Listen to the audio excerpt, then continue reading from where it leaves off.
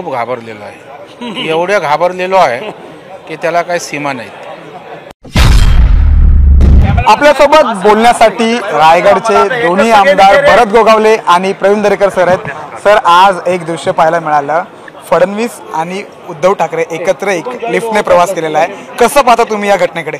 नाही, मला वाटतं हा केवळ योगायोग होता। एकदा लिफ्टमध्ये गेलं म्हणजे एकत्र आलं, युती झाली असं काय मानायचं कारण नाही। आता लिफ्टला त्याच वेळेला योगायोगाने देवेंद्रजी आणि उद्धवजी एकत्र आले आणि मग आम्ही लिफ्टमधनं वर गेलो आणि वर गेल्यावर दुसऱ्या माळ्यावर आमच्या दिशाही पुन्हा स्पष्ट झाल्या। ते विरोधी पक्षाच्या बाकाच्या दिशेनं गेले, आम्ही सत्ताधारी दिशेनं गेलो। त्यामुळे देवेंद्रजींची वाटचाल सत्तेच्या दिशेने पुन्हा आहे आणि त्यांना विरोधी पक्षातच राहायचं आहे हे त्यांनी वर गेल्यावर आपली दिशा त्या ठिकाणी ठरवून दाखवून दिलं। वर्षात आज फडणवीस आणि उद्धव ठाकरे दोन्ही एकत्र एका लिफ्टने प्रवास करत होते, चर्चा झाली, कशाची नांदी वाटते तुम्हाला? त्या दोघांच्या साक्षीला आमचा प्रवीण भाऊ पण होता लिफ्टमध्ये, त्याच्यामुळे प्रवीण भाऊ जे सांगल ती वस्तुस्थिती खरं आम्ही कोण नव्हतो आणि तसं काय नाही आहे, असं होत नाही। लगेच गेले, लगेच त्याला चांगला वेळ घ्यावा लागतो, चर्चा करावी लागते। हे राज्याचं राजकारण आहे, देशाच्या राजकारणामध्ये घडामोडी होणार आहेत, अशा काही गोष्टी असतात आणि त्याच्यामुळे या अशा छोट्या गोष्टींवर तुम्ही एवढा अवडंबर माजवायचं काय कारण आहे असं आम्हाला वाटतं नाही। पण हा योगायोग ठरला, चंद्रकांत पाटील हे स्वतः उद्धव ठाकरेंना भेटले, एक चॉकलेट दिलं, त्याच्याकडे कसं पाहता? कुठं भेटले? मातोश्रीवर गेले। चंद्रकांत दादा काय मातोश्रीवरती गेले का? मातोश्री जातील त्यावेळेला आम्ही सांगू, पण असं समोरासमोर आले, तिथे भेटले, खिशातले चॉकलेट ते खात असताना त्यांनी समोर केलं, दादा देतच असतात। हा माणुसकीचा दृष्टिकोन आहे। तर एवढं तुम्ही हायपर होण्याचं काही कारण नाही आहे, आम्ही नाही होत। आम्हाला पूर्ण खात्री आहे देवेंद्रांच्याबद्दल आणि त्यांच्या सगळ्या सहकाऱ्यांच्या बद्दल। आज तुम्हाला आम्ही सांगतो आणि हे बघा, आम्ही प्रामाणिकपणे काम करतोय, हे आम्ही सगळे मिळून काम करतोय। एकही कुठं वरखडा ओढला जाणार नाही सरकारवरती, अशा प्रकारचं आमचं वागणूक आहे। कधी ऐकलत का आम्ही चुकीचं काय बोलतोय कधी?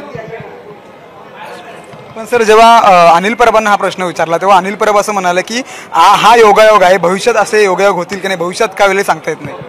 नाही, मला वाटतं हे बघा, आता प्रत्येकाला काय वाटतं, अनिल परबना काय वाटतंय अनिल परब सांगतील।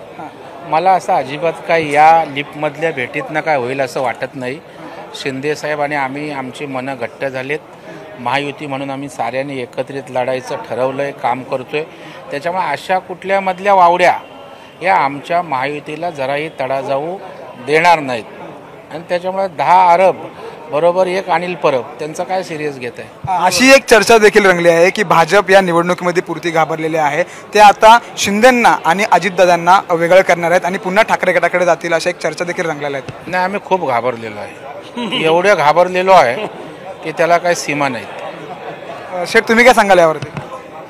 भाऊने आता बोलले, हे आम्ही शिवाजी महाराजांच्या मातीतले रांगडे मावळे।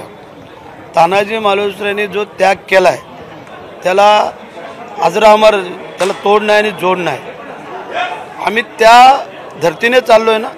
ज्यावेळेला आम्हाला मंत्रिपद आलं तेव्हा आम्ही थांबलो, याचा अर्थ तुम्ही समजायला पाहिजे की जर आम्ही कमकुवत मनाचे असतो तर तेव्हा रडत बसलो असतो, पण असं केलं आहे का आम्ही? आज पण ठाम आहोत आणि उद्या पण ठाम आहोत।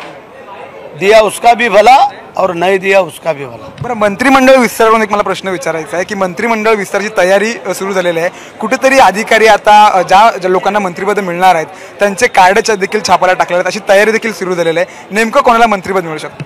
तुला पहिल्या शुभेच्छा आमच्या राहतील आणि 1.25 किलो पेढे चांगल्या धर्तीचे तुला पहिले आणून देऊ आम्ही।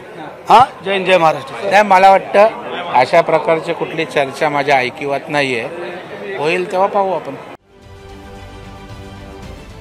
महाराष्ट्रातील सर्व बातम्यांचे विश्वासार्ह व्यासपीठ, सकाळच्या सर्व सोशल मीडिया प्लॅटफॉर्मला लाईक, फॉलो आणि सबस्क्राईब करा।